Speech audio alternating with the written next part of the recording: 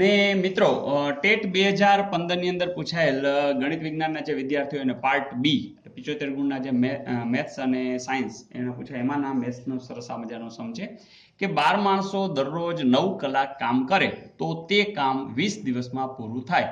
તે જ કામ 10 માણસો દરરોજ 12 કલાક કામ કરે તો કેટલા દિવસમાં પૂરું થાય? મિત્રો વાત એવી છે કે અહીં તમારે જનરલી એવું થાય છે કે આવા દાખલાઓની અંદર વિદ્યાર્થીઓ મૂંઝાતા હોય છે. તો હવે મૂંઝાશો નહીં, કારણ કે આ જે કામ કરે છે એ કામ કરનારના જે શેઠ છે ને એ પણ કોઈને મૂંઝવવા દેતા નથી.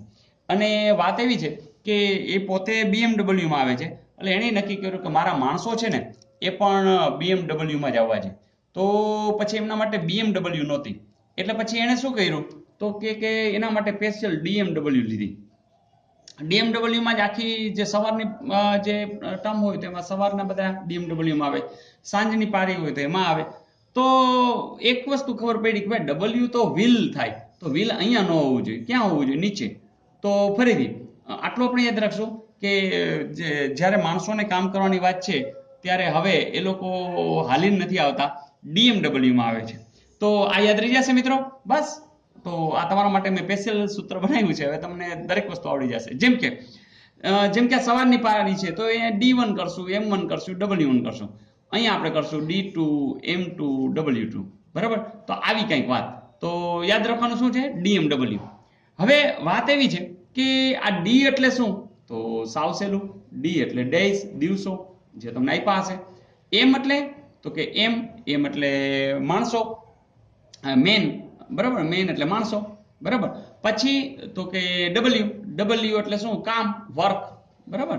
તો આ ત્રણ વસ્તુ મેઇન હોય છે. તો લેટ વી સી, અહીંયા એક વધારાની વાત છે, તમારું ધ્યાન પડે તો, કે અહીંયા કલાક આપી છે. તો જ્યારે કોઈ માણસો કલાકના અનુસંધાને કામ કરતા હશે ત્યારે વળી શેઠ વિચારશે કે આપણે એક કામ કરો કે એને ડીએમડબલ્યુ સાદી નથી આપી, તો કેવી આપી છે? તો એને હાઈફાઈ આપી છે, હાઈફાઈ ડીએમડબલ્યુ. તો અહીંયા આપણે કરશું HDMW. તો સામે કોણ આવશે? HDMW, કારણ કે અહીંયા કલાકને પણ ધ્યાનમાં આપવાનું છે. એટલે હવે તમે સમજી ગયા છો કે અહીંયા H એટલે શું હશે? અવર. અવર એટલે કલાક. લ્યો, તો કામ પતી ગયું છે અને આ બંને કેવા હોય? સરખા. અહીંયા આપણે કહીશું 1 1 1 1 2 2 2 2. એ પતી ગયું. હવે ચાલો અહીં જોઈએ કે 12 માણસો દરરોજ 9 કલાક કામ કરે તો 20 દિવસ. ચાલો, કલાક કેટલી આપી છે? H એટલે તો કે 9. પછી ડી કેટલા આપ્યા છે? દિવસો કેટલા આપ્યા છે? તો કે 20. પછી માણસો કેટલા આપ્યા છે? તો કે 12. કેટલા કામ કરવાના છે? તે એક કામ. સામે જુઓ કે H2 કેટલી કલાક આપી છે? તો 12 કલાક. ચાલો 12. ડી એટલે દિવસો, તો કેટલા દિવસ? એ તો શોધવાના છે. M2 માણસો કેટલા આપ્યા છે? તો કે 10 માણસો. ચાલો 10. અને કામ તો બેયનું સેમ છે. લ્યો, પતી ગયું. દાખલો પૂરો થઈ ગયો મિત્રો. કશું કરવાનું નથી. હવે તમારે D2 જે જવાબ આવશે એ જ એનો જવાબ. તો તમને ખ્યાલ છે કે આ 12 આ બાજુ જશે એટલે છેદમાં જશે, 10 છે આ બાજુ જશે એટલે જુઓ જોઈએ 9 ગુણ્યા 20 ગુણ્યા 12. જો આ લખ્યા છેદમાં આ જે છે D2 ને આપણે આ બાજુ રાખશું, તો આ 12 છે આ બાજુ જશે એટલે છેદમાં, 10 છે આ બાજુ જશે એટલે છેદમાં. જોવો જોઈએ છેદ ઉડે છે? ઉડે જ છે. જોજો મીંડું ગયું, 12 વહી ગયા, 9 દુને 18. તો 18 જેવો જે જવાબ છે એવો ક્યાંય આવે છે? હા, ચોક્કસ આવે છે. તો આટલું સિમ્પલ હશે. હવે તમને ખબર પડી ગઈ છે. આ સૂત્ર સ્પેશિયલ મેં તમારા માટે જ આપ્યું છે. શું છે સૂત્ર? કે જ્યારે માણસો, કામ, કલાક, દિવસો આવું કંઈક હશે ત્યારે એ લોકોની જે શિફ્ટ છે એ હાલીને નથી જતા, સાયકલ ઉપર નથી જતા, શેના ઉપર જાય છે? ડીએમડબલ્યુ. અને જ્યારે કલાકની પણ વાત હશે ત્યારે હાઈફાઈ ડીએમડબલ્યુ, એટલે H પણ લઈ લેવાના છો. તો મિત્રો મજા આવી ને? મિત્રો એક સરસ મજાનો સમ કે એક ચતુષ્કોણના ચારે ખૂણાઓના માપનું પ્રમાણ 3:4:6:5 છે. તો સૌથી મોટા અને સૌથી નાના ખૂણાઓના માપનો તફાવત કેટલો થાય? મિત્રો તમે જાણો છો કે ચતુષ્કોણ તમે આમ લઈ લ્યો કોઈ પણ, બરાબર? તો આ ખૂણો, આ ખૂણો, આ ખૂણો અને આ ખૂણો, આ ચારે ચાર ખૂણાના તમે જો સરવાળો કરો ને તો એ 360 અંશ થાય. બસ આ વસ્તુ એનો બેઝ છે. બીજું, જેવી રીતના આમ જેમ એટલે કે પ્રમાણમાં આપ્યા હોય ને એટલે બધાને તમારે x ગુણી નાખવાના, એટલે કે 3x પછી વત્તા 4x વત્તા 6x વત્તા 5x એટલે કે એ સરવાળો તમને આપ્યો છે કેટલો 360. તો તરત x ની કિંમત મળવાની જ છે. 3 ને 4 7 ને 6 13 ને 5 18x બરાબર 360.